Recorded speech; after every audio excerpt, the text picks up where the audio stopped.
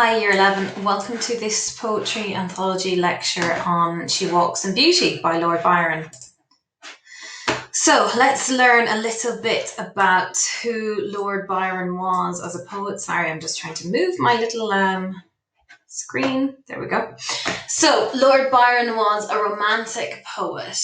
This poem, She Walks in Beauty, is short. It's only 18 lines in the poem, and it's celebrating female beauty. That is, the beauty of the woman the speaker describes is both her external appearance and, in his opinion, her inner goodness.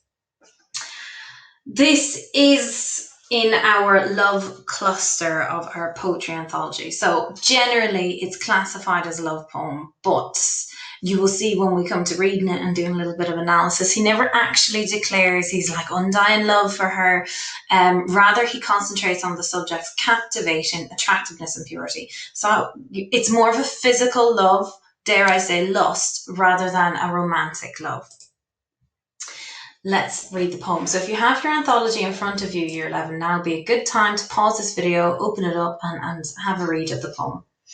She walks in beauty, like the night of cloudless climes and starry skies, and all that's best of dark and bright meet in her aspects and her eyes, thus mellow to that tender light which heaven to gaudy day denies. One shade the more, one ray the less, had half impaired the nameless grace, which waves in every raven tress, or softly lightens over her face, where thoughts serenely sweet express, how pure, how dear their dwelling place. And on that cheek and over that brow, so soft, so calm, yet eloquent, the smiles that win the tints that glow, but tell of days and goodness spent, a mind at peace with all below, a heart whose love is innocent. Okay, time to tackle a little bit of contextual knowledge about Lord Byron. So this is actually it's up there of one of my favourite poems in the anthology because of who Lord Byron was as a person. I find him quite fascinating, and he was a celebrity in the 19th century. So Byron was something of a rock star in his own day. He was widely popular. Everybody knew his name. He's one of the it boys, but his lavish, decadent lifestyle and loose morals made Lady Caroline Lamb famously describe him as mad, bad, and dangerous to know. I think that is just my favourite thing ever to describe a poet. So, you know, when you think of 19th century writers and poets, you don't think of them as being mad, bad, and dangerous to know. You know, he was one of the original bad boys. So there I have it, the bad boy of the romantic literary movement. And I say that with a smile on my face, Year 11. He decided to leave Britain after his wife filed for an official separation in 1816. So, you know, divorce was very scandalous in those times, and it was not common. There were rumours that Byron abused his wife, that he had affairs with various actresses, that he was bisexual, and even that he had an incestuous affair with his half-sister, Augusta Lee, of which some say this poem is an ode to. So ode means it's a formal dedication to someone else.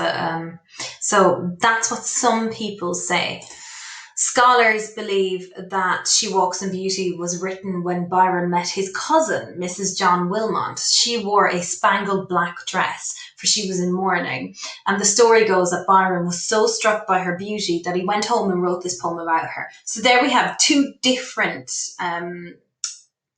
interpretations, or two different ideas of whom this poem was based on. So it's quite good to know both. I mean, essentially, it all comes back to the fact that he was a ladies' man. Byron's love affairs didn't cease when he left England. He ended up having an affair with Mary Shelley's stepsister, Claire Clairmont, and had an illegitimate daughter with her. This poem was penned in 1814, so before the breakup of his marriage and before he left England, he wrote this poem. So you can imagine all the rumours that he was having affairs with all these women, and people would just love to gossip about Lord Byron. And this poem was one of a volume of poetry, and it was actually written as a lyrical poem. All of these poems were written to be set to music.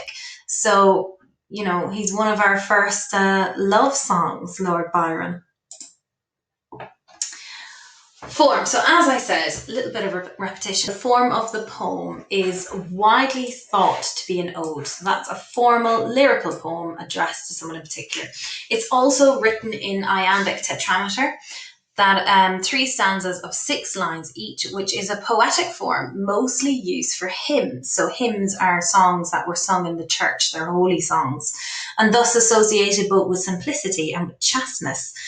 Chaste being quite pure and innocent and virginal almost. I can never stop smiling when I'm saying these things about Lord Byron, year 11. The tone then of the poem is almost divine a link into idea of God, idea of heaven, due to the comparisons to nature and the hymnal form. So I think that that's quite important to your analysis of the poem. Language then, just a quick summary. The poet compares his beloved's beauty to night rather than daylight. So that was unusual because Byron was a romantic poet, and at this time the done thing to do was to compare someone to nature, but to bright lights in nature. So as you can see, like tackling the exam, I always think, right, my key quotations. So I've tracked through the whole poem here, and this, again, very, very good practice for you in the exam to highlight your quotations or underline them so that you can see that you are tracking through the whole poem. Your exam question could look something like this. Read the poem below, She Walks in Beauty by Lord Byron. She Walks in Beauty is a poem about, now I have different options here, you would only get one of them. It could be about love. How does Lord Byron present love in the poem? It could be about beauty. How does he present beauty in the poem? Appearances, women, or all. Okay, so you would get some question like that. Remember to refer to the context of the poem in your answer. So let's imagine She Walks in Beauty is a poem about beauty. How does Lord Byron present beauty in the poem? I want you to always consider your possible topic sentences. While Byron primarily focuses on physical beauty, he also explores the relationship between inner beauty and outer beauty. Throughout She Walks in Beauty, Lord Byron characterises a woman whose beauty is so beyond this world that it makes the impossible possible. Her beauty allows darkness and light to coexist. Byron seeks to prove beauty is spawned from an interior source. Byron is convinced that this form of beauty is so perfect that it could only be compared to the beauty in nature and is heaven sent. So as you can see, all my topic sentences there, they have a focus on the question.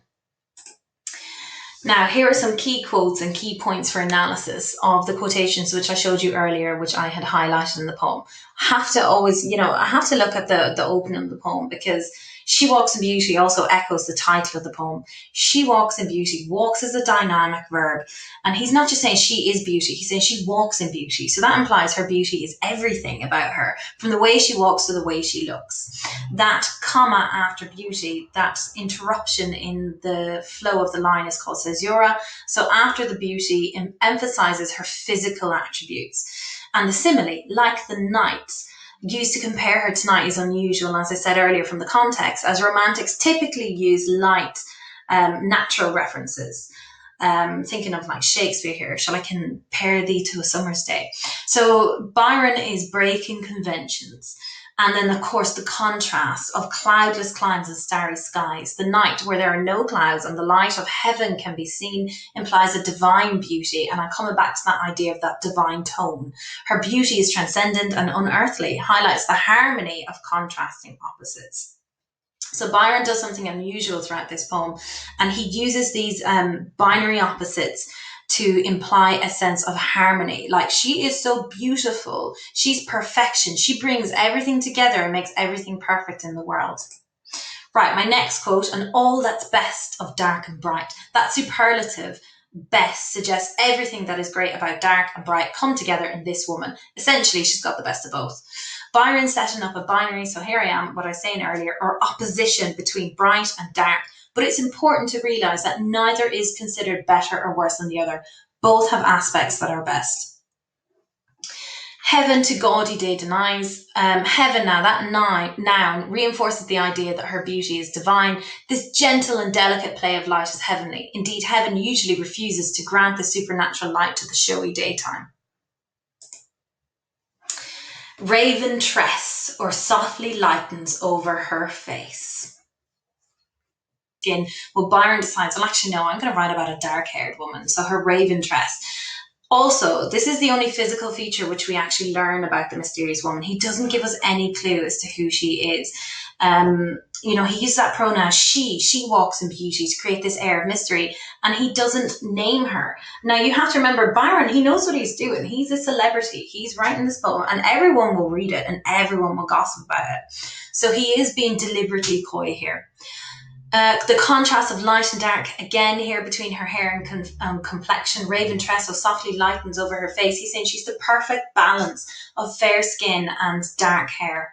The beauty in She Walks in Beauty depends on both light and dark, bringing them together in harmony.